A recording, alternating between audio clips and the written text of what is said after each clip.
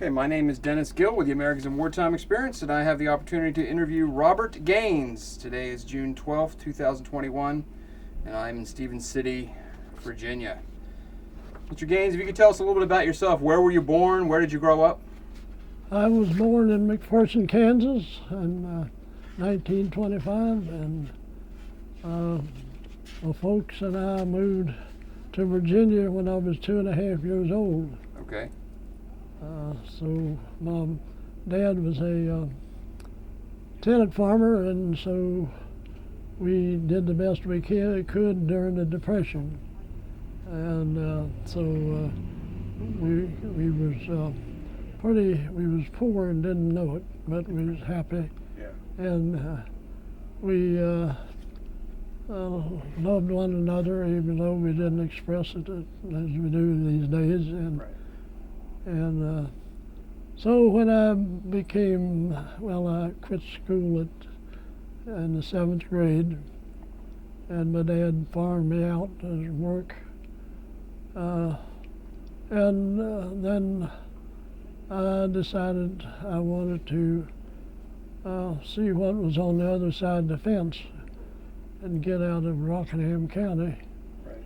And so I went down to the East Coast and worked down there on a truck farm for Kenneth Yoder, and I worked down there for 1 year, a little over a year, and I registered for the draft when I was 18 at Hilton Village, and so all my records are there. And so I went home and started to work on the farm for a farmer that had all kinds of livestock, and he also had a hatchery. I worked for the hatchery for 27 years, but that was after I come home from the service. And so I got my call while I was there in Rockingham County. Reported to Richmond, took my physical, and they put me on the train and headed for Fort Meade, Maryland.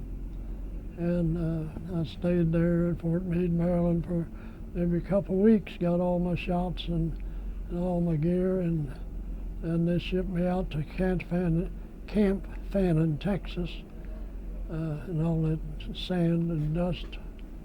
And I took my basic training 13 months, and then I came back to Fort Meade and went through the process of getting more shots, and was sent up to Camp Shanks in New York, and was there waiting for a boat, which was Queen Mary. And one night, a bunch of us boys went down to New York City to the night spots to get our send off. So we got on our Queen Mary, waved goodbye to Liberty, Miss Liberty, and Right. went over to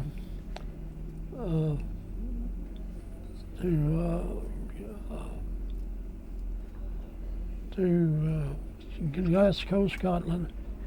I think it took us maybe 5 days, and we dodged a couple of U-boats on the way over. Went down through Scotland and through England, through London, and down to Southampton, England.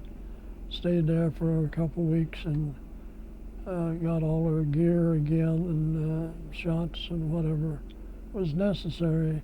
So then we went across the English Channel to the Havre, France, and went there to Camp Lucky Strikes, and then we got on the old dinky troop train and went up through France and Luxembourg and Belgium and into Holland.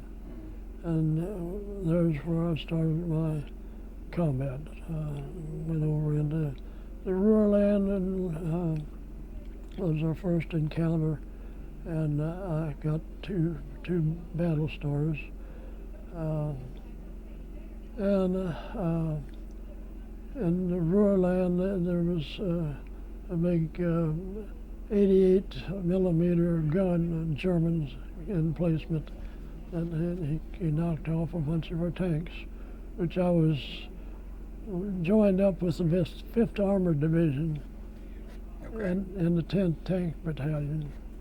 So my job was to walk when necessary, or ride in the half track with all our belongings, and ride on the tanks that we had. So that was the start of my journey. The first attack was kind of exciting, but one of my buddies beside of me got shell shocked, and I had to calm him down, and he was sent back to the rear end, wherever, and I didn't see him anymore. We continued east to went over the Rhine, and ended up at the Elbe, which the Russians didn't want us to cross the Elbe because they wanted Berlin. So then we did some cleanup work, going through the houses that was bombed out, and to see that there was no stragglers, and then we got to see where the Holocaust was performed, and it was real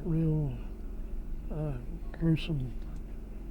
We saw the buzz bomb plant, which we heard go over to England at night when we was out in our foxholes. We saw that was very interesting. That was where Germans had the forced labor camps, and they was very conservative. If they weren't able to work, they would strip them and save all the clothes for the next round. And so that pretty well sums it up. We went to quite a few towns. I can't name them all. But then I came back home, and I didn't have points enough to get discharged. So we came back home and got to Fort Meade, got on a troop train and went to California, and sat there and waited for a ship to take us over to the South Pacific. And while we was there, they dropped a bomb on Japan. That ended the war, and that stopped us from going to the South Pacific. And I came back home, spent the rest of my time in Camp Camel, Kentucky, Tennessee. And that was where I got discharged. What did you were on a tank? I was on a tank part of the time, and a half track. Well, I saw some mines out here that one of them blew the end off of our half track and killed the commander. What kind of tank were you on? A Sherman. A Sherman tank? Yeah. Okay. And what was your job on the tank? What did you do? I just rode to guard the back end. Okay. As we was traveling, and didn't want any snipers or whatever. What was your first time in combat like? What was it like to experience that for the first time? Well, I don't know. It just seems more like a dream than anything else. But I didn't get scared. Right. I took things as came, and like I said, my buddy got shell shocked the first time we was attacked. Right. And and that's about it. Is there anything that, other than that, anything that really stands out? Any experiences?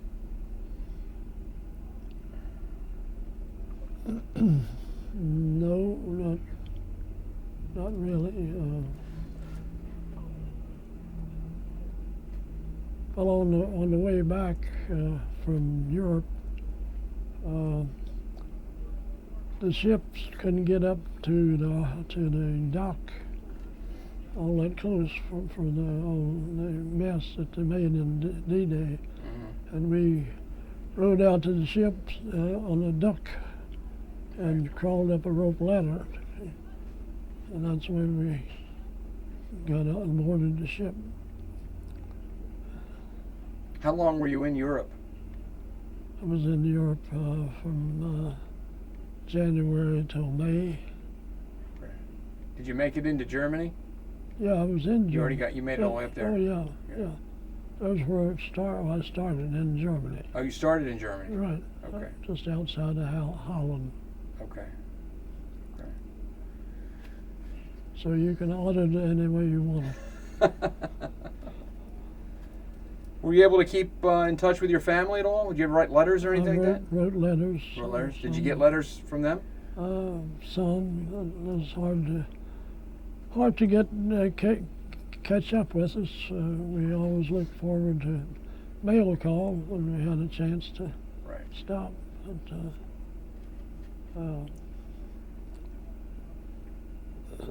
did you ever have time for recreation? No. Well, I know some went to Paris and had a good time, but we didn't have that much freedom. Right. Once in a while, we'd be able to stay in a house that was cleared out and safe to stay, but the rest of the time we spent in a foxhole or in a pup tent or whatever. Right.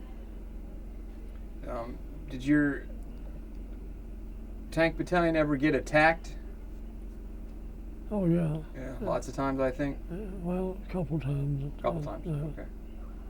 It was it was winding down and it was getting slow, but I still had the experience. Right. Did you ever have any? Did you ever meet any of the German citizens, the civilians?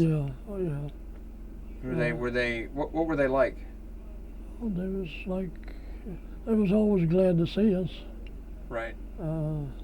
Well, the kids, we got a chocolate bar in our K ration, and the kids would always ask for that chocolate. Right. And we would give them that chocolate bar, and it was kind of hard to see kids without a home or whatever. Did you say that were you at a concentration camp? Yeah, we went through a concentration camp and had it already saw all this Holocaust. Yeah, there was still bodies in it, in the gas chamber. Right. So we was on their tail pretty close. What was that? So you liberated? Yeah, right. A concentration camp. Right. What was that experience like? What do you remember from that? It was it goes through my mind a lot to see something like that. Anybody could do that bad a thing.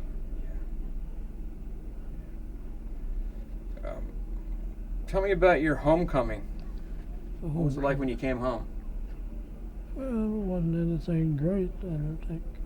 I don't remember. Right. You were preparing to go to the Pacific to fight the Japanese when you came home? Were you going to go with the tank battalion? No, the 5th Armored Division was dissolved after the war. I see. And how do you think your wartime experience how has that affected your life? I feel like I did my duty and going and willing to give my life if I had to. But you still think about it? About your experiences? Yeah, some. I don't talk about it much. But one of the reasons that we do these interviews is so we can preserve stories like yours. Right. Somebody might watch this in 100 years. Uh, What message would you like to send them?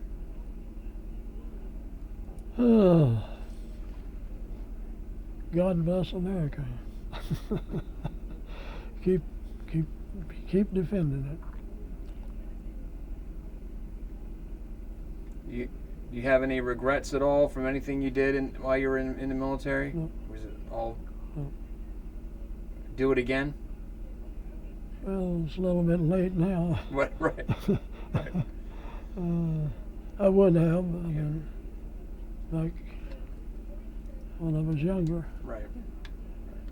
But I was married then and had a family. And Well, on behalf of the Americans in Wartime Museum, I want to thank you for sitting down and talking to us. I really appreciate when people will take a time out of their day to tell us their story. well, And I want to thank you mostly for your service.